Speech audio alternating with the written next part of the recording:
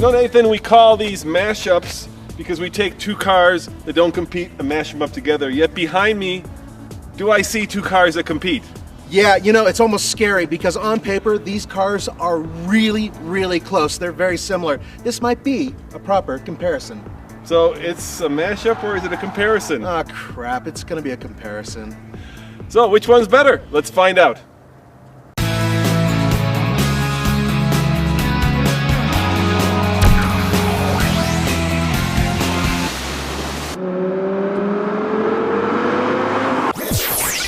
All right, Nathan, well, on the surface, they may seem similar. Yeah. They actually have very different architecture. My Chrysler is rear-wheel drive. This one is all-wheel drive, but it has Chrysler's venerable and now well-known Pentastar 3.6 liter. Yes, and mine is basically a front-wheel drive car with an all-wheel drive system. And it has the 3.5 liter V6, which has recently been updated. So, which one's better? There's only one way to find out. Let's drive.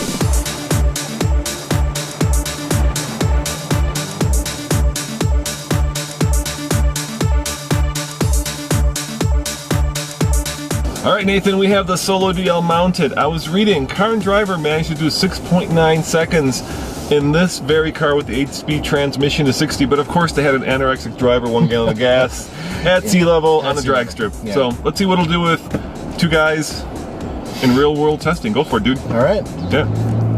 Nice. Oh, good launch. Good launch.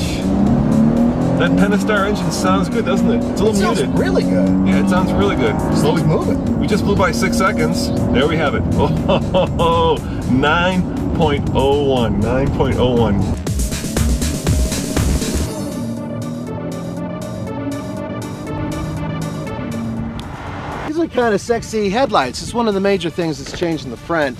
You look throughout the vehicle, you can see that the lines have changed over time. But what's important is that they've kept the same silhouette, the same very boxy, very burly 300. To me, it's definitely a car that looks like it wants to be a badass, and all you need to do is play some thumping music.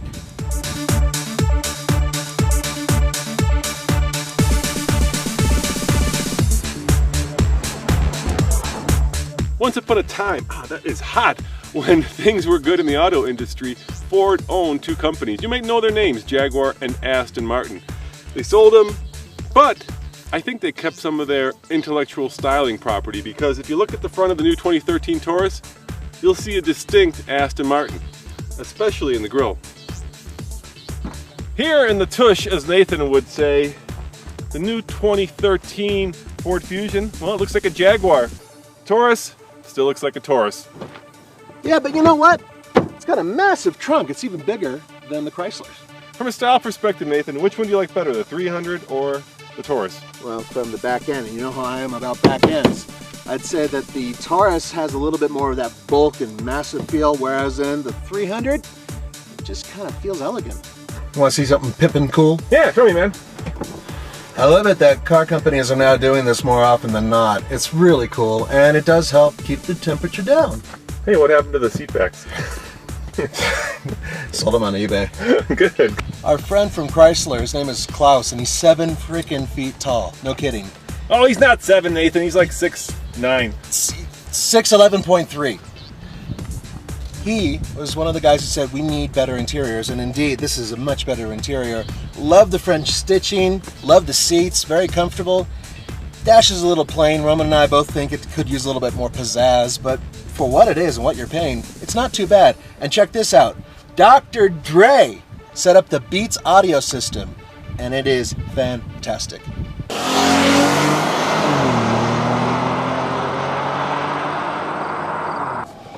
All right, Nathan, 0 to 60 in the Taurus. Now, as I recall, the Chrysler 300 did it in 9.01.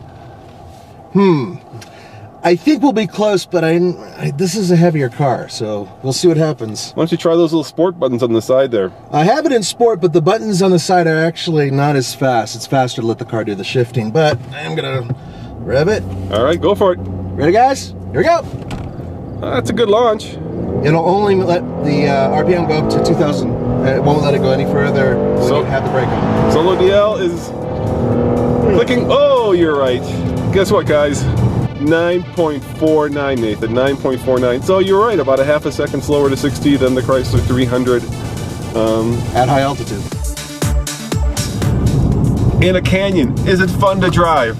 Absolutely not. It's smooth, it's quiet, it's easy to drive, it actually handles really well. Is it fun? Not really. That's what the SHO is for. This car, I'm going around a corner now, and you okay there? Yeah. I'm okay, yeah. All right. I'm fine. I trust you. The 300S is more of a driver's car. This vehicle is more of a cruiser's car. Both of them are big bruisers. This one is quieter and smoother by far. But if it were me and I wanted to have fun between the two of them, the 300S is the way to go. Both vehicles give you just about everything you need to be suave in luxury, and at the same time not feeling like you're driving anything that is cheap. That was the slowest and lamest power slide I've ever seen, Nathan. I had to use a little foot brake for the power slide, but I did get the tail to swing a little bit. That's about as good as it gets.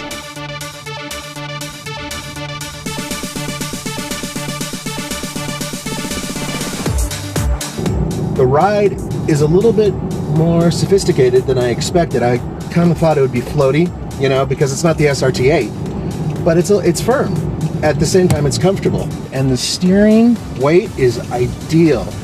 It is surprisingly communicative considering what type of car it is. It's nice.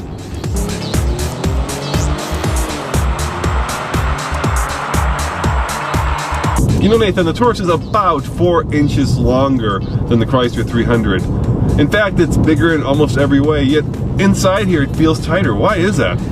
I think it has to do with the way the seats are designed, the way the dash is designed. Everything seems to kind of come in at you, and it's like you're in a pit, you know, it's like you're deep down inside.